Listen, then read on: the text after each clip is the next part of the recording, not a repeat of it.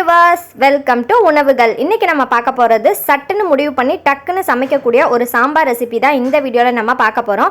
இந்த சாம்பார் செய்கிறதுக்கு பருப்பு வேக வைக்கணும், உருளைக்கிழங்கு வேக வைக்கணும், காய் வைக்கணும் அப்படின்னு எந்த அவசியமும் கிடையாது. இட்லி ஊற்ற போகிறீங்களா, இட்லி மாவு இருந்துச்சுன்னா போதும், சாம்பார் ஈஸியாக செஞ்சு முடிச்சிடலாம். இப்போ வாங்க இந்த ஈஸியான இட்லி மாவு சாம்பார் எப்படி செய்கிறதுன்னு பார்க்கலாம். ஃபஸ்ட்டு ஒரு வானல் வச்சுக்கோங்க. வானல் நல்லா ஹீட் ஆனதுக்கு அப்புறமா அதில் 1 டேபிள் ஸ்பூன் அளவுக்கு ஆயில் ஆட் பண்ணிக்கோங்க. ஆயில் நல்லா ஹீட் ஆனதுக்கு அப்புறமா அதில் 1 டீஸ்பூன் அளவுக்கு சோம்பு ஆட் பண்ணிக்கோங்க. சோம்பு நல்லா பொரிஞ்சதுக்கு அப்புறமா கீரி வச்ச பச்சை மிளகாய் ஆட் பண்ணிக்கலாம். இதில் சோம்புக்கு பதிலாக கடுகு கூட நீங்கள் போட்டு தாளிச்சிக்கலாம்.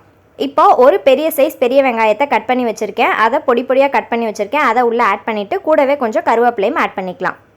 இப்போது இந்த வெங்காயம் பச்சை மிளகாய் நல்லா வதங்குற அளவுக்கு வதக்கிக்கலாம். இது ஒரு 80% நல்லா வதங்கிடணும். நல்லா ப்ரௌன் கலரில் இந்த வெங்காயம் சேஞ்ச் ஆகிடணும்.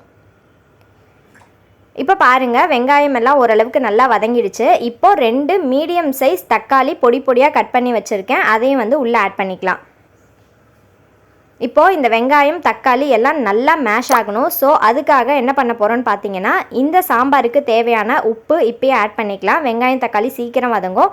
அதே மாதிரி மஞ்சள் தூள் ஆட் பண்ணிங்கனாலும் தக்காளி சீக்கிரமாக வதங்கிடும்.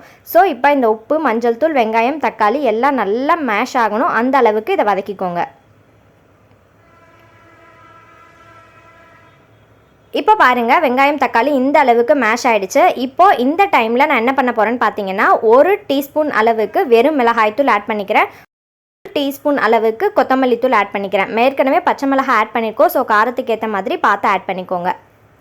சாம்பார் பொடி உங்ககிட்ட இருந்துச்சு அப்படின்னா நீங்கள் 1 டேபிள் ஸ்பூன் ஃபுல்லாக சாம்பார் பவுடர் ஆட் பண்ணிக்கலாம்.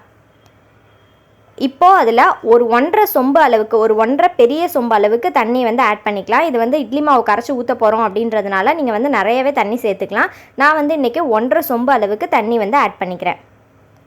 இப்போது தண்ணி ஆட் பண்ணதுக்கு அப்புறமா இது நல்லா தளன்னு இந்த அளவுக்கு நல்லா கொதிச்சு வரணும். இந்த டைமில் என்ன பண்ண போகிறோன்னு பார்த்தீங்கன்னா, இட்லி மாவு நான் எடுத்திருக்கேன். இந்த நார்மலாக நம்ம யூஸ் பண்ணுற ஸ்பூனால் 2 ஸ்பூன் அளவுக்கு இட்லி மாவு எடுத்திருக்கேன். நிறைய ஆட் பண்ணிடக்கூடாது, 2 ஸ்பூன் போதும். இப்போ அதை நல்லா தண்ணி ஊற்றி கலக்கிக்கோங்க. அதே டைமில் இட்லி மாவு புளிச்சிருக்கக்கூடாது, சாம்பார் புளிச்ச மாதிரி வரும். ஸோ நம்ம நார்மலாக இருக்கிற இட்லி மாவை ஆட் பண்ணிக்கோங்க. இப்போது அதை கொதிக்கிற அந்த இதில் நம்ம இட்லி மாவு கரைச்சி வச்சதை ஊற்றிக்கலாம். நான் ஊற்றுறப்ப கிளிப்பிங் மிஸ் ஆகிடுச்சு. லாஸ்ட்டு மட்டும்தான் கிளிப் ஆகிருக்கு. So sorry. இப்போ நான் இட்லி மாவு ஊற்றி முடித்ததுக்கு அப்புறமா இதை ஒரு 5 நிமிஷம் கொதிக்க விட்டுருங்க. இப்போ நல்லா தளன்னு கொதிச்சிட்ருக்கு. இப்போ ஃபைனல் ஸ்டேஜுக்கு நம்மளோட சாம்பார் வந்தாச்சு. இப்போ லாஸ்ட்டாக இதில் மல்லி இலை ஆட் பண்ணிக்கோங்க. மல்லி இலை ரொம்ப முக்கியம். ஏன்னா அந்த ஃப்ளேவர் ரொம்ப சூப்பராக இருக்கும். இப்போ அதை இறக்கி வச்சிட்டோம் அப்படின்னா நம்மளோட இட்லி மாவு சாம்பார் சூப்பராக ரெடி ஆகிடும்.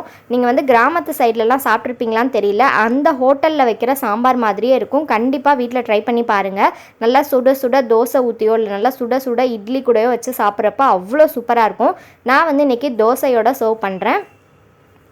இப்போ பாருங்கள், நம்ம அந்த சாம்பாரை ஊற்றுறப்பே அதோட டெக்ஸ்சர் எப்படி இருக்குது அப்படின்றது உங்களுக்கு பார்த்தாவே தெரியும். ரொம்ப ஈஸியான ஒரு இட்லி ஊற்ற போகிறோம் அப்படின்னா கண்டிப்பாக இட்லி மாவு எல்லார் வீட்லேயுமே இருக்கும். ஸோ இந்த ஈஸியான சாம்பாரை ட்ரை பண்ணி பாருங்கள். நீங்கள் நம்மளோட உணவுகள் சேனலுக்கு புதுசு அப்படின்னா சப்ஸ்கிரைப் பண்ணுங்கள். தேங்க்யூ.